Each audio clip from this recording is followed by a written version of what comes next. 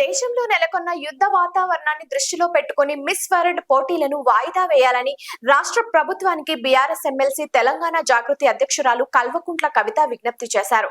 ఇలాంటి సమయంలో అందాల పోటీలు నిర్వహించడం సరికాదని, ఐపీఏలు వాయిదా వేసినట్టే మిస్ వరల్డ్ పోటీలను కూడా వాయిదా వేస్తే మంచిదని పేర్కొన్నారు. ఇది విఘ్నత ప్రదర్శించాల్సిన సమయమని, తప్పుడు సంకేతాలకు తావివ్వరాదని చెప్పారు. ఆపరేషన్ సింధూర్ ఇండియన్ ఆర్మీకి మద్దతుగా తెలంగాణ జాగృతి ఆధ్వర్యంలో ఇందిరా పార్క్ నుంచి ఆర్టీసీ క్రాస్ రోడ్ వరకు నిర్వహించిన ర్యాలీలో ఆమె పాల్గొన్నారు. సరిహద్దులో పాకిస్తాన్ దాడిలో అమరుడైన సైనికుడు మురళీ నాయక్ చిత్రపటానికి నివాళులు అర్పించారు.